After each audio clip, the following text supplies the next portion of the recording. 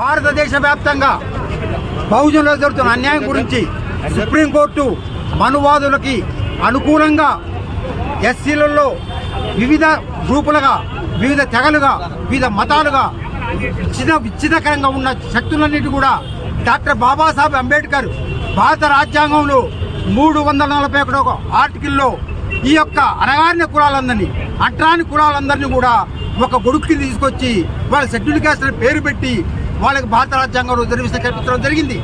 ఆ రిజర్వేషన్ శాతాన్ని 59 కులాలు ఎవరికి చేతనంత వాళ్ళు వాడుకోవచ్చు అని చెప్పారు. అదే తప్ప అంటరానితనంతో ఇచ్చింది మాత్రమే ఈ యొక్క రిజర్వేషన్. అయితే ఈ రిజర్వేషన్ని ఈ యొక్క సుప్రీంకోర్టు ఏం చేసిందంటే ఈ యొక్క మనువాద ప్రభుత్వం అయిన మోడీ గవర్నమెంట్కి అనుకూలంగా అంటే ఎస్సీలలో ఐక్యంగా రాజ్యాధికార వైపు పరిగెడుతున్నారని చెప్పి ఈ ఎస్సీలలో ఎట్లా చీలికలు తీసుకురావాలని చెప్పి ఈ ఎస్సీలలో ఏబిసిడి వర్గీకరణ పేరుతోని, ఎస్టీలలో ఏబిసిడి వర్గీకరణ పేరుతోని ఈ యొక్క కులాల్ని విడదీస్తుండ్రు.